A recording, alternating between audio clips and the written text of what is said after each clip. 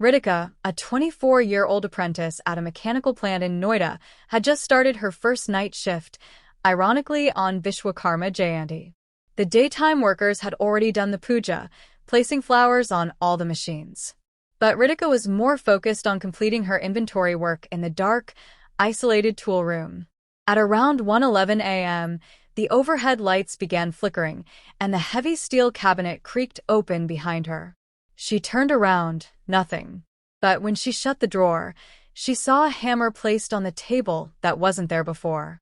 It was ancient, rusted, and covered in oil. A note lay beneath it. "Return what you borrowed." Confused and scared, Ritika called her supervisor, but her phone had no signal. Then, the machines outside the tool room all switched on at once. No one else was there. The drill, the cutter, even the welding torch, all glowing like they were alive.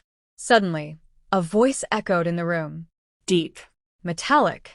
"You touched what is mine." She turned to the mirror in the corner and saw not her reflection, but a man with 5 heads and 10 arms, all holding ancient tools, standing right behind her. Ritika screamed.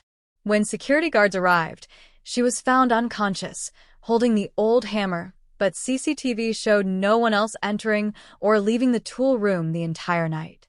She never worked night shifts again. 2 weeks had passed since Ritika's horrifying night shift on Vishwakarma Jayanti. She'd quit the factory, taken therapy, and even moved to another city. But the nightmares didn't stop. Every night at 1:11 a.m., she'd see the same 5-headed figure in her dreams, watching her with glowing eyes, whispering words she couldn't understand. Then one morning, she woke up to find grease stains shaped like handprints on her bedroom wall, 5 of them, in a perfect arc. She lived alone. Trying to find closure, Ritika visited a local priest. After hearing her story, the old man went pale and whispered, "You've been marked. The tools of the divine are not to be touched without reverence." Terrified, Ritika returned home and checked her phone gallery. A photo had appeared by itself, of her in the tool room on that night. In the background, standing behind her, was the shadowy figure of Vishwakarma, his eyes bleeding molten gold. That night, she set her alarm for 1:10 a.m., determined to face it. As the clock turned 1:11, her house went pitch dark. The sound of metal clanging echoed from the kitchen. When she stepped out, every spoon, fork, and metal item was floating midair, rotating around her. A booming voice filled the room. "You were chosen, now finish what you began." Ritika collapsed, her hand clutching the old hammer she'd thought was lost. The next morning, her neighbor found her working silently in the balcony, building something with scraps of iron, her eyes glowing faintly, lips chanting something in Sanskrit. And from that day forward, Ritika was never the same again. After that night, Ritika changed completely. Once a calm, intelligent girl, she now barely spoke to anyone, rarely slept, and spent every waking hour in her flat storage room, hammering, welding, and assembling something strange. Neighbors heard metal grinding at all hours. One even claimed to see blue sparks flashing from her windows, but no electricity issues were ever reported.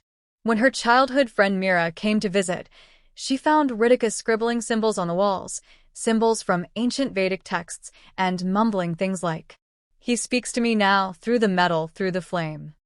In the middle of the living room stood a half-finished mechanical idol, not of a god, but of something monstrous, with 5 heads, 10 arms, and burning copper eyes. "It's him," Ritika whispered. "He chose me to complete what the world abandoned." Mira tried to intervene, but Ritika shoved her out. "If I don't finish it by the next Vishwakarma Jayanti," she said with a cold smile, "he'll build it himself, using the living."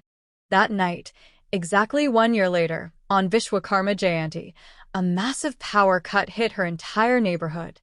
No one could reach Ritika. The next morning, authorities broke in. The flat was empty. No furniture. No tools. No Ritika. But in the middle of the room stood the completed idol, taller than any man, forged of unknown metal, with eyes that still faintly glowed.